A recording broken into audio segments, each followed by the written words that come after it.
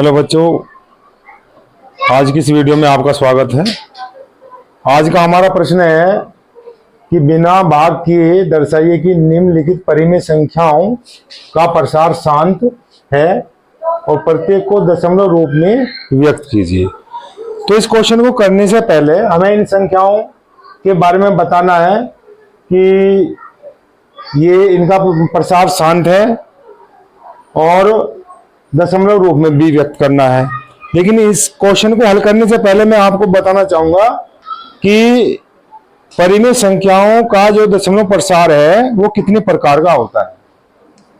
परिमेय संख्याओं का दशमलव प्रसार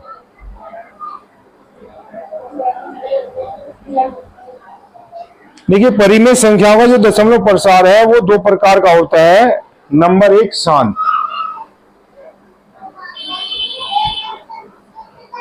अब शांत का क्या मतलब है?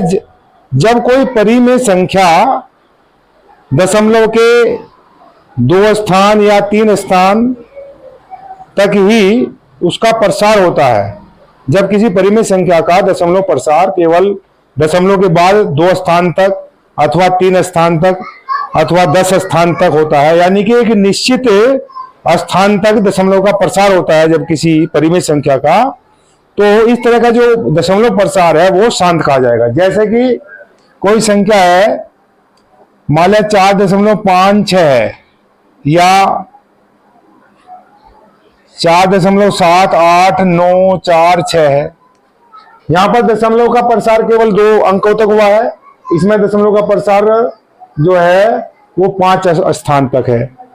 तो जब दशमलव का प्रसार जो है एक निश्चित स्थान तक ही होता है तो इस तरह का जो प्रसार कहा जाएगा वो शांत कहा जाएगा। इसके बाद में दूसरा होता है अशांत आवृत्ति। अशांत आवृत्ति, अशांत आवृत्ति का में जो है, जब दशमलव प्रसार अशांत आवृत्ति होता है तो इस तरह की जो परिमेय संख्याएं होती हैं उसमें जो दशमलव का प्रसार होता है वो जो है असीमित स्थान तक होता है। यानी कि अंकों की संख्या जो है दशमलव के बाद असीमित होती है, अनंत होती है। जैसे 3.222 ऐसे ही चल एंड सो ऑन, इसी प्रकार 2-2 चलता रहेगा। यानी कि कभी भी दशमलव के बाद के जो अंक हैं ये कभी भी समाप्त नहीं होंगे, कभी भी ये शांत नहीं होंगे।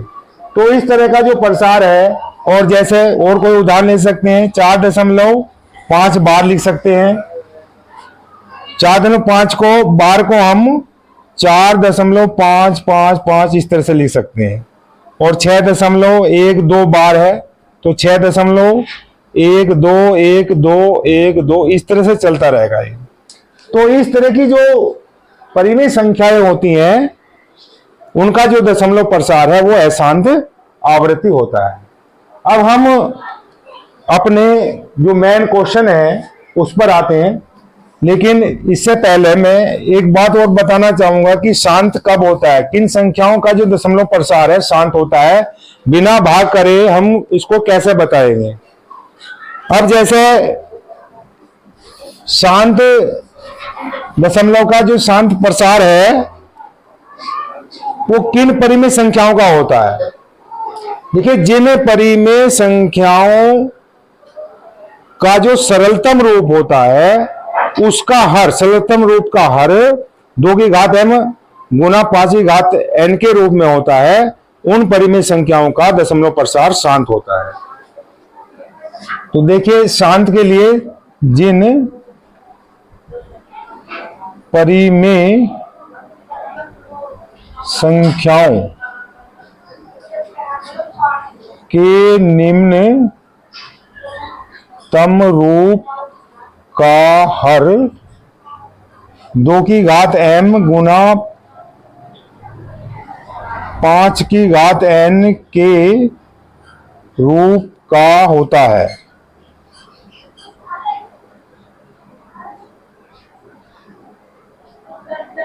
रूप का होता है।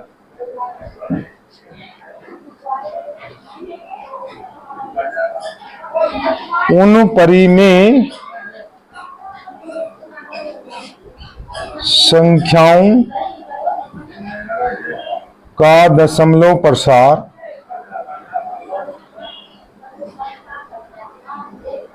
शांत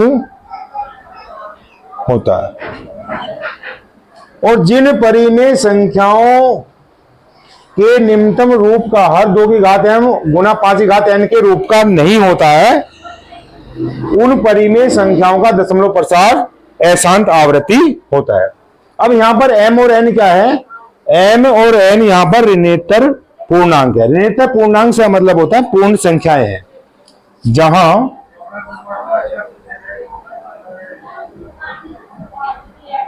m, n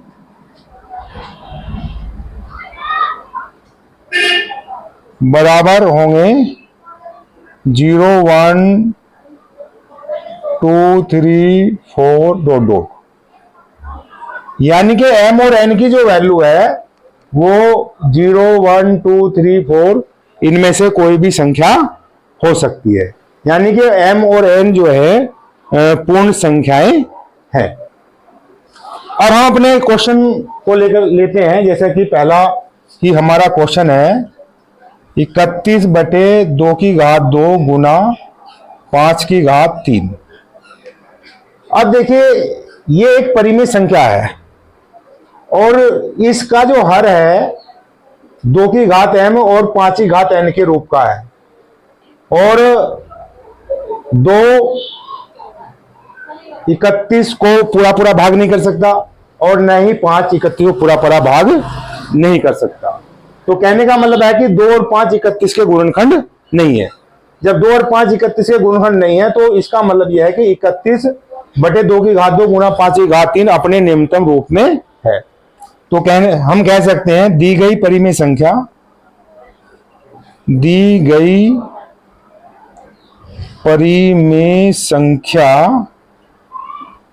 अपने निम्नतम रूप में है। तो सबसे पहले हमें यह देखना होगा कि हमारी जो परिमेय संख्या है वो अपने निम्नतम रूप में है। निम्नतम रूप का मतलब होता है जैसे कि कोई संख्या 4/16 है तो 4/16 में का मतलब अंश और हर में कॉमन संख्या है। तो ये जो है हमारे निम्नतम रूप में नहीं है। जब हम इसमें से कॉमन संख्या निकाल देंगे 4 16 काट देंगे 4 × 4 4 × 4 16 तो ये 1/4 हो गई। तो 1/4 जो है इसका जो है निम्नतम 4/16 का जो है निम्नतम रूप होगा। यानी कि निम्नतम रूप वो होगा जब अंश और हर में कॉमन गुणनखंड न हो। तो सबसे पहले हमें ये देखना है कि हमारी जो परिमेय संख्या है वो निम्नतम रूप में है या नहीं है। तो ये बात क्लियर होगी कि दी गई परिमेय संख्या अपने निम्नतम रूप में है। फिर अब हमें निम्नतम रूप का ये देखना है कि इसका हर 2 की घात m और 5 की घात n के रूप में है या नहीं है। तो यहां पर देखिए ये क्लियर लिखा हुआ है कि इसका जो हर है वो निम्नतम 2 की घात m और 5 की घात n के रूप में है। तो अब यहां लिखेंगे इसका हर 2 की घात m गुना 5 की घात n के रूप में है। इसलिए इसका दशमलव प्रसार शांत है। तो ये बात क्लियर होगी, इसका दशमलव प्रसार शांत है। अब इसके बाद में हम इस संख्या को जो है दशमलव रूप में लिखेंगे।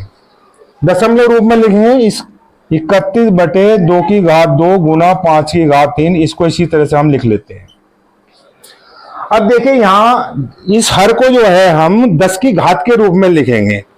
तो 10 की घात के रूप में लिखने के लिए क्या करना हमें होगा, 2 की घात और 5 की घात जो है दोनों को हमें बराबर करना होगा। तो यहां पर देखिए 5 की घात 3 है और यहाँ पर 2 की घात 2 है, तो 5 की घात 3 है, तो 2 की घात भी हमें यहाँ 3 करनी होगी। 2 की घात 3 करने के लिए क्या करेंगे, हम इस परिमेय संख्या में अंश और हर में 2 की ऊपर नीचे गुना कर देंगे। तो 31 बटे 2 की घात 2 गुना 5 की घात 3 और इसमें ऊपर नीचे 2 की गुना कर देंगे। फिर आगे 31 गुना 2 में करेंगे तो 31 दूनी 62 हो जाएगा, और 2 की घात 2 है और 1 घात यू है, तो ये हो जाएगी 2 3, क्योंकि 2 और 1 3, तो 2 पंजे 10, 10 की घात 3 हो गया। अब देखिए 62 को 10 की ऊपर 62 नीचे 10 की घात 3 है, 10 की घात जितनी होगी उतने ही अंक दशमलव जो है वो बाईं ओर चली जाएगी।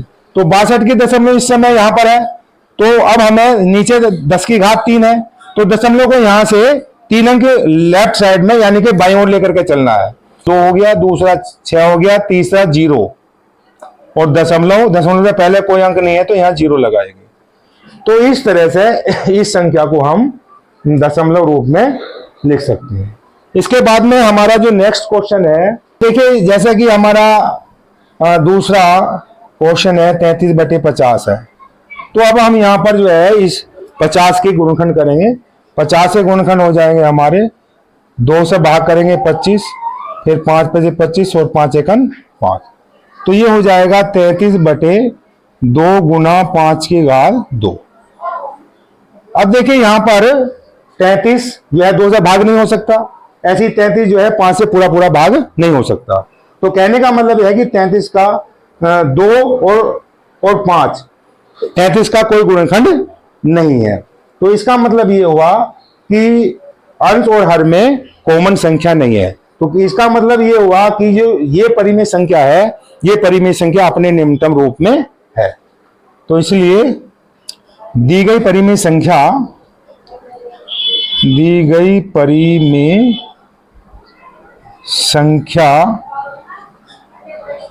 अपने निम्नतम रूप में है। अब निम्नतम रूप का जो हर है वो 2 की घात m गुना 5 की घात n के रूप में है। तो इसका हर